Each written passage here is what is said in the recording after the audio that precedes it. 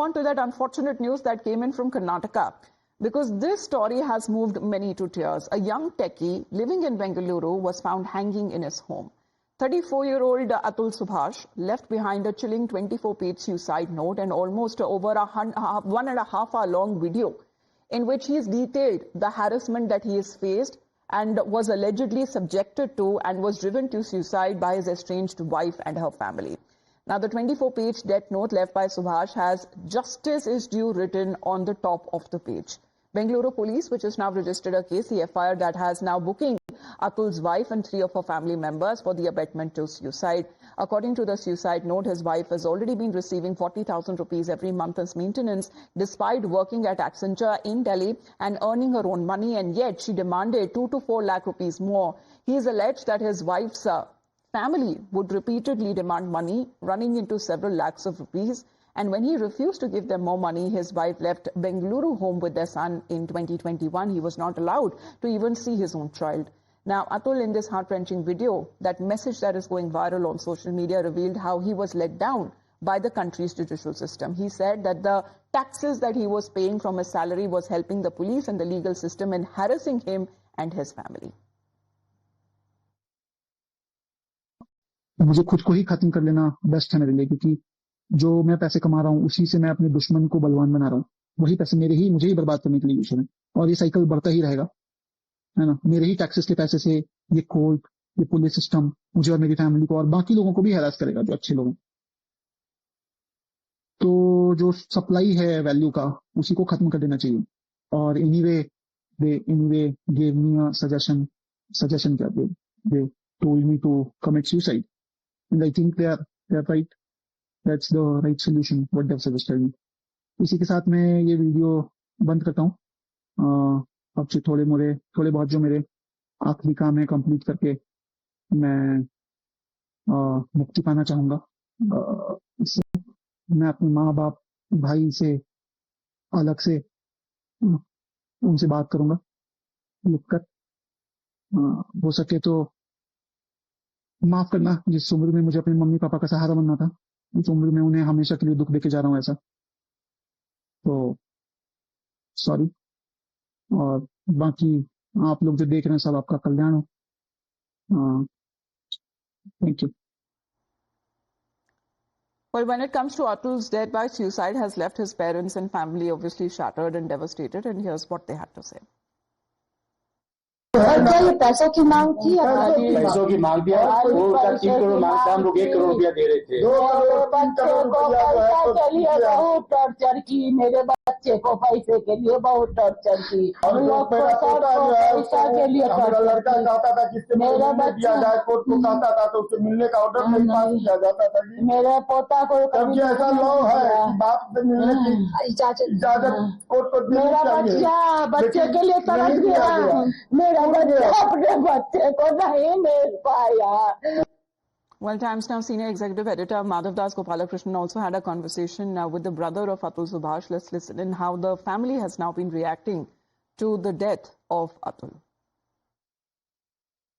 Vikas Modi is with us on the broadcast. Thank you so much, Vikas, for taking the time out and speaking to us. This must undoubtedly be a very, very difficult situation for you and your family. However, can you tell us what steps you or your family have taken to ensure that these allegations of corruption, of harassment that have been mentioned in your brother's note are investigated thoroughly and justice is done?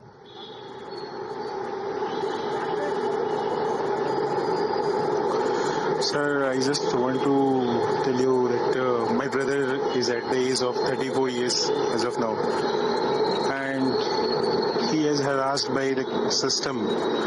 Basically, the system like the laws, the system like the marriage, the system of the benefits that is given to the girls, and they are exploiting that laws very well in favor of themselves.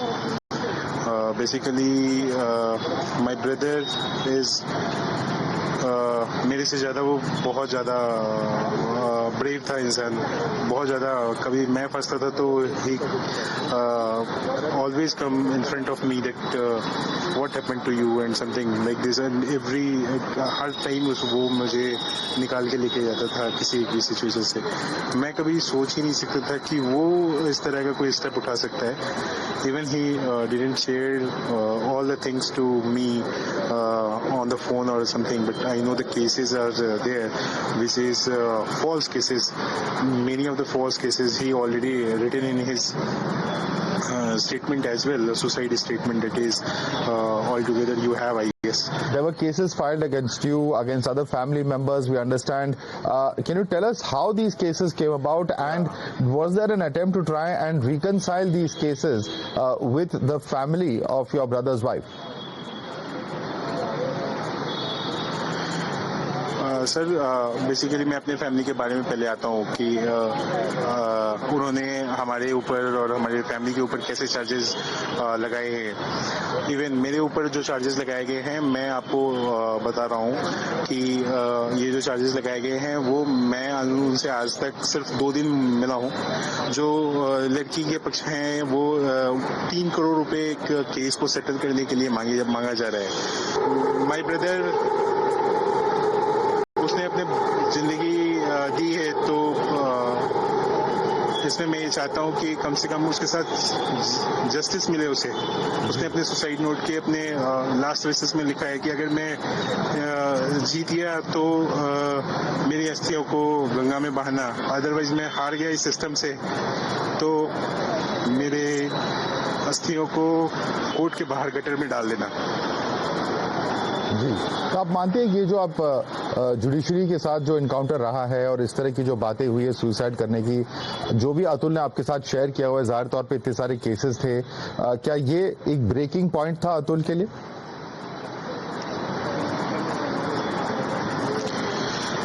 Sir वो cases ऐसे cases हैं जो एक बार court के द्वारा खारिज कर दिए गए, because of our judiciary system is like that कि जो चीज खारिज हो गई उसको आप दोबारा से फिर से आप रीस्टार्ट कर सकते हो। जी, आप मेरे पास आप उस वीडियो में देखेंगे जिसमें भैया ने सारी चीजें आपको एक्सप्लेन की है कि कैसे ये सिस्टम का दुरुपयोग करके ये सारी चीजें की जाती है। वो अपनी जान दे के गया है, तो मतलब मुझे लगता है कि एक शहीद भगत सिंह ने लोगों को जगाया था इस देश के चीजों को जागने के लिए। मेरा भाई भी वही चाहता है, और जो उसके जैसे बहुत सारे भाई हैं मेरे जो इस चीज से सफर कर रहे हैं, उसके लिए उसकी जान एक कुर्बानी है।